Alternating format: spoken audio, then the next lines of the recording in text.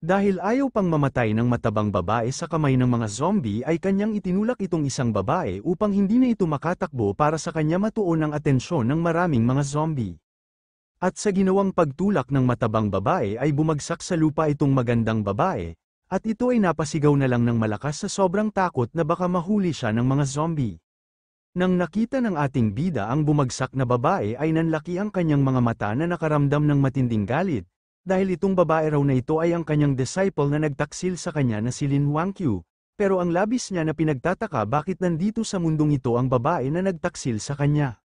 Sa labis na inis nitong ating bida ay napakagat na lang siya sa kanyang bibig na para bang gusto niyang patayin ang babae sa sarili niya na kamay, at hindi na nga niya mapigilan ang kanyang sarili dahil agad niyang ipinalabas ang item na 10,000 soul banner na kanyang binanggit ang pangalan ni Lin Wangqiu. Sabay kanyang inihagis ang item na ang 10,000 soul banner papunta sa kinaroroonan ni Lin Wangqiu, na kanyang sinisigaw na isa raw siyang masamang disciple, dapat sa kanya lang siyang mga kamay mamamatay. Sa ginawang paghagis ng ating bida sa Soul Banner ay mabilis na tinamaan nito ang isang zombie na nasa tabi ni Lin Wangqiu, kasabay nito ay biglang lumitaw ang ating bida sa harapan ng zombie na kanyang kinuha ang Soul Banner para kanyang tusukin ang katawan ng zombie na umatake kay Lin Wangqiu. Dahil dito ay makikita ang zombie na nabutas ang kanyang tiyan sa ginawang atake sa kanya ng ating bida at agad itong nawalan ng buhay. Nang tuluyan ng bumagsak sa lupa ang zombie ay itong si Lin Wangqiu ay walang kaalam-alam kung ano ang mga nangyari dahil kanyang tinakpan ang kanyang mukha sa sobrang takot sa mga zombie, habang ramdam niya sa kanyang sarili na ngayong araw na siya mamamatay. Ngunit nang pagtingin niya ay laking gulat niya dahil ang zombie na umatake sa kanya ay nakahandusay na sa kanyang harapan habang nakabaon pa sa katawan ng zombie ang item na 10,000 soul banner ng ating bida. Kaya nasabi na lang nitong si Lin Wangqiu sa kanyang sarili na hanggang ngayon ay buhay pa rin siya. Iniligtas raw siya nitong lalaki na nakatayo sa kanyang harapan, kanyang pinatay ang zombie na umatake sa kanya. At nagsalita na nga itong ating bida na hindi pa raw matagal ang panahon na ginamit ni Lin Wangqiu ang Divine Thunder Technique, nang dahil sa teknik na yun ay naging ganito kamiserable ang estado ng kanyang buhay. Ngunit ngayon nagpakita ang kanyang masamang disciple sa harap ng isang maliit na demonyo na isa din mahina na mas mahina pa sa kanya. Dagdag pa ng ating bida kay Lin Wangqiu na lubos raw siyang nadismaya sa kanya bilang kanilang master sa hindi makatarungan nilang ginawa.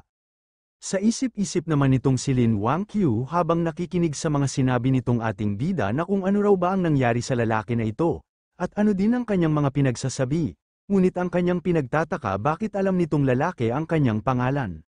Sabay tumayo na nga itong si Lin Wangqiu na kanyang pinagpag ang kanyang damit, at nagbigay siya ng pasalamat sa ating bida nang dahil sa pagligtas ng kanyang buhay, at tinanong din niya si Li Bai na kung nagkita na raw ba sila sa ibang lugar noong nakaraan, bakit alam niya ang kanyang pangalan. Ngunit nagulat itong si Lin Wangqiu na nakaramdam ng takot dahil bigla na lang itinutok sa kanya ng ating bida ang 10,000 soul banner na kanyang sinabi, na kung sa tingin raw ba ni Lin Wangqiu na makakatakas siya sa kanya sa pamamagitan ng pagpapanggap niya na walang mga nalalaman. Pinahinahon naman siya ni Lin Wangqiu na hindi raw ito ang tamang panahon upang siya ay kumilos para umarte na parang nasa palabas, sa kanila raw sitwasyon ngayon ay hindi nila alam kung nasaan pa ang ibang mga halimaw na mga zombie, kaya mas mabuti na umalis muna sila dito. Nagtataka naman itong ating bida na kanyang iniisip na kung mali raw bang tao itong nasa kanyang harapan ngayon. Hindi raw ba siya si Lin Wangqiu? Ngunit hindi raw ito maari dahil ang babae na ito sa kanyang harapan ay eksaktong kamukha ng traidor niya na disciple. Hindi siya dapat magkamali, maliban na lang kung itong kanyang traidor na disciple ay nawalan ng memorya matapos napunta sa mundong ito. Kinakailangan niya siyang imbestigahan kung ano ba talaga ang totoong nangyari.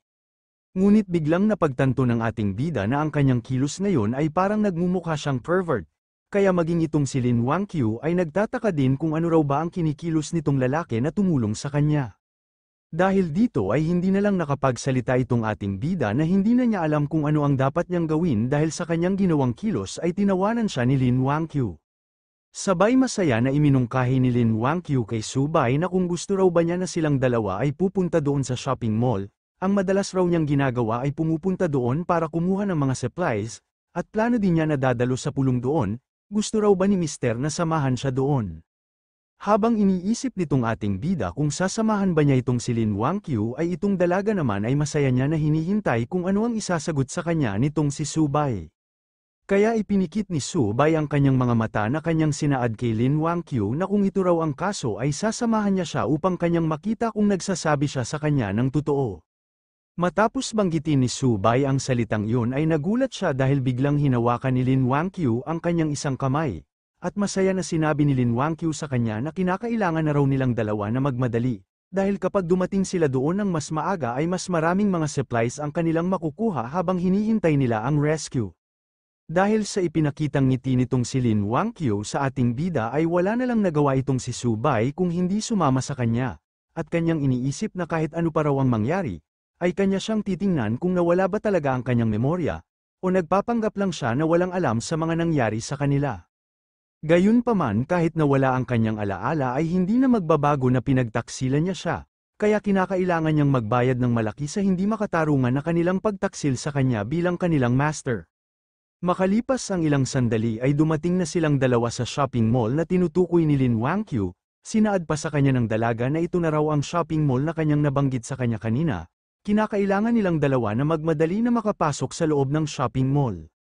Habang silang dalawa ay naglalakad upang pumasok sa loob ng shopping mall ay naging seryoso naman ang tingin ni Subay kay Lin Wangqiu, dahil itong si Lin Wangqiu ay tumigil sa kanyang paglalakad.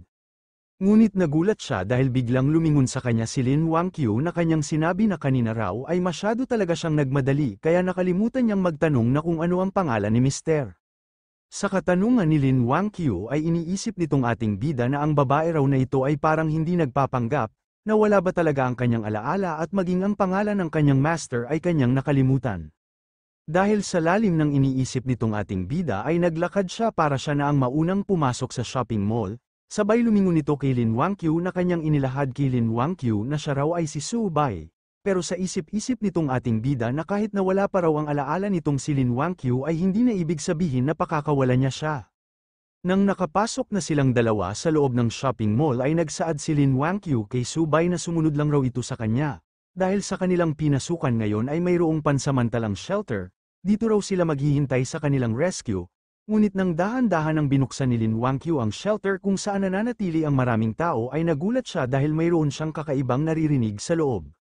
Nang tuluyan ang nabuksan ni Lin Wangqiu ang pintuan ay nagulantang siya sa kanyang nasaksihan dahil ang lahat ng mga tao sa loob ng shelter ay naging zombie.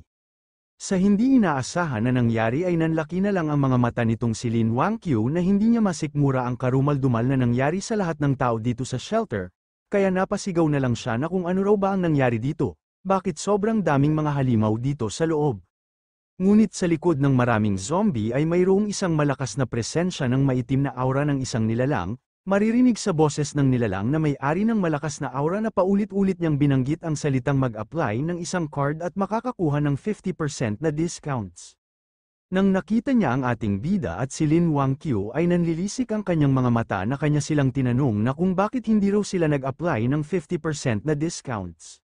Habang paulit-ulit niyang tinanong sa kanilang dalawa na kung bakit hindi sila nag-apply ay kanyang inihanda ang kanyang sarili upang maglunsad ng malakas na pag-atake, kasabay nito ay makikita ang mga zombie sa kanyang paligid na madali lang niyang winasak ang kanilang mga katawan, na kanyang tinanong sa kanila kung bakit wala silang mga card.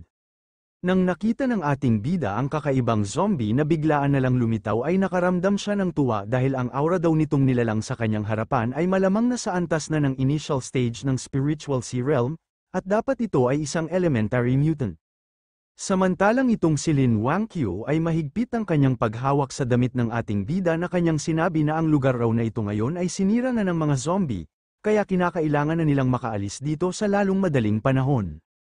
Ngunit nagtataka siya dahil kahit ganito na ang kanilang sitwasyon ngayon ay itong ating bida ay hindi man lang natakot sa mga nakakalat na zombie dito sa shelter, bagkus nakangiti lang siya na kanyang sinaad kay Lin Wangqiu na nagkataon lang raw na kinakailangan niya ng isang sakripisyo para kanyang ma-upgrade ang kanyang 10,000 soul banner sa antas ng level 2.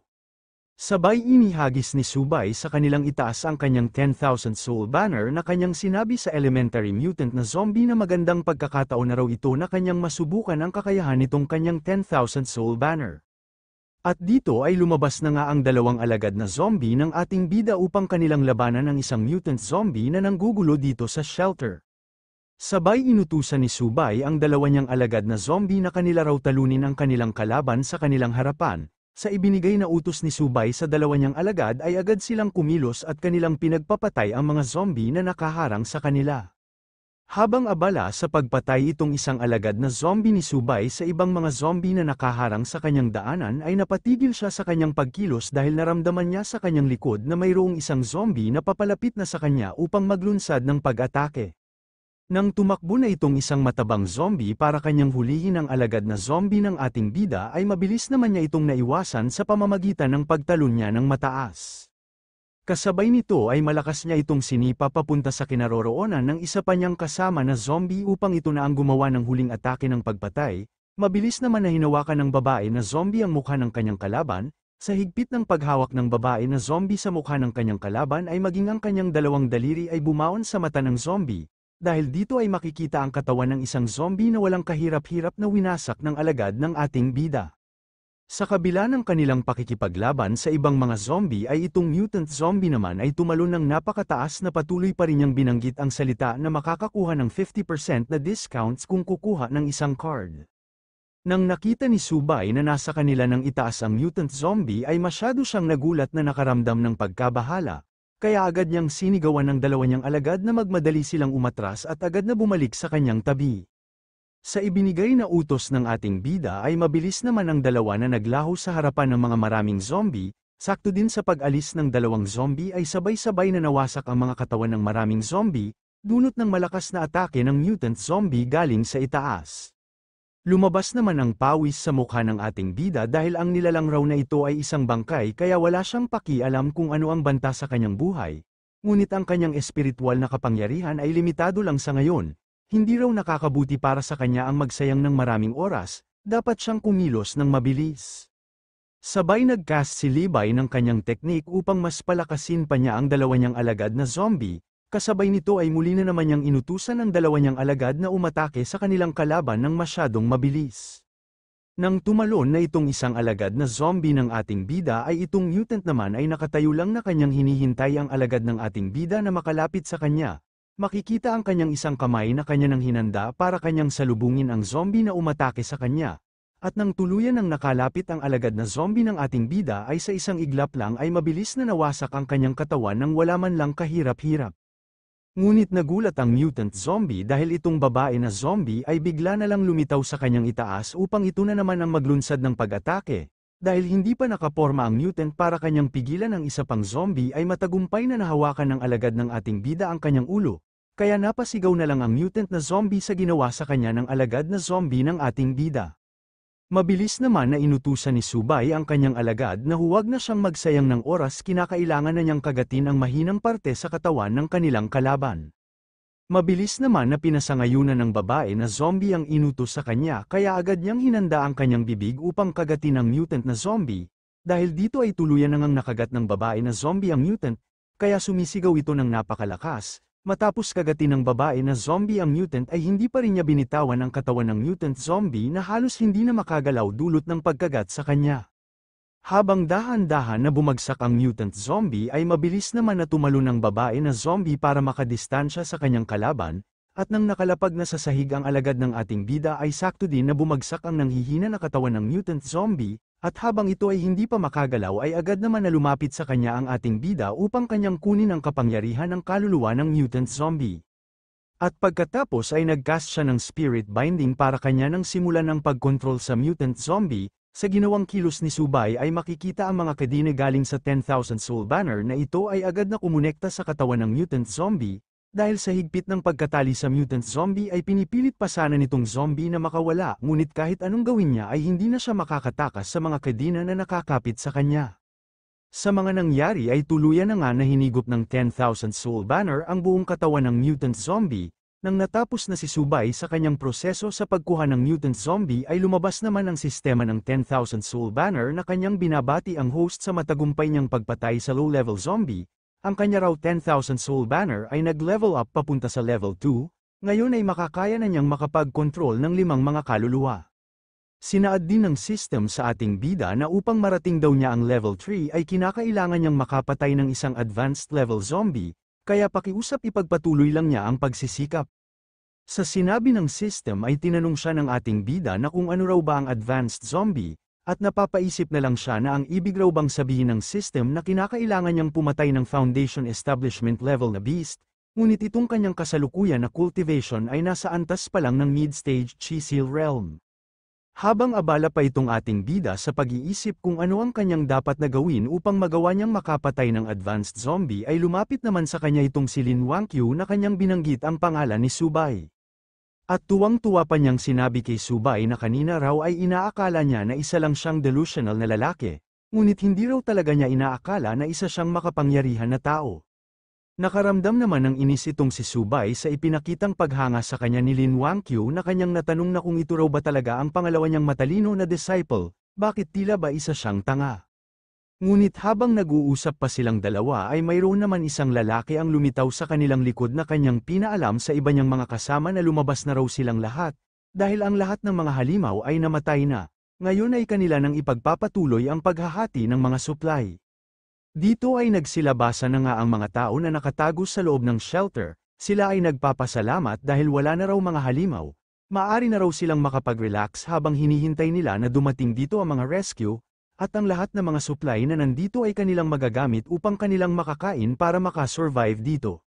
Sa gitna ng mga sinabi ng mga tao ay masaya naman na ipinaalam ni Lin Wangqiu sa lahat na ang tao raw na tumulong sa kanila upang hindi masayang ang mga supply ay walang iba kung hindi si Mr. Subay. Ngayon ay dapat na lang nilang maghintay hanggang dumating dito ang rescue. Ngunit napatigil si Lin Wangqiu sa kanyang kasiyahan dahil mayroong isang lalaki na galit na nagtanong sa kanya na kung sino raw ba siya. Hindi raw sila maaring bigyan ng mga supply na nandito, hindi raw ba nila narinig ang salitang kung sino man ang unang dumating dito ay sila ang makakakuha ng mga supply. Mayabang pa na sinaad sa kanila ng lalaki na kung hindi raw ba nila alam na ang lugar na ito ay kanyang teritoryo, kaya siya ang magpapasya kung sino ang maaring bigyan ng mga supply na nandito. Napinasangayunan naman ng ibang mga kasama nitong lalaki, sinabi pa nila sa kanila Lin Wangqiu at ng ating bida na kung sino raw ba sila para magdesisyon na ang mga supply ay maaring kunin, tulog raw ba sila o talagang wala lang silang alam, sila raw ay nagtrabaho ng maigi para lang protektahan ang mga supply na nandito sa kamay ng mga halimaw, tapos bigla lang silang dumating dito upang makibahagi sa kanilang supply. Sa mga pinagsasabi ng mga lalaki ay masyadong nagalit sa kanila itong si Lin Wangqiu na kanya silang sinigawan na kung hindi raw ba nila nakita na malinaw na pinatay ni Mr. Subay ang mga halimaw para protektahan ang mga supply na nandito, sila raw na nandito ay sumasakay lang sa pagsisikap ni Mr. Subay.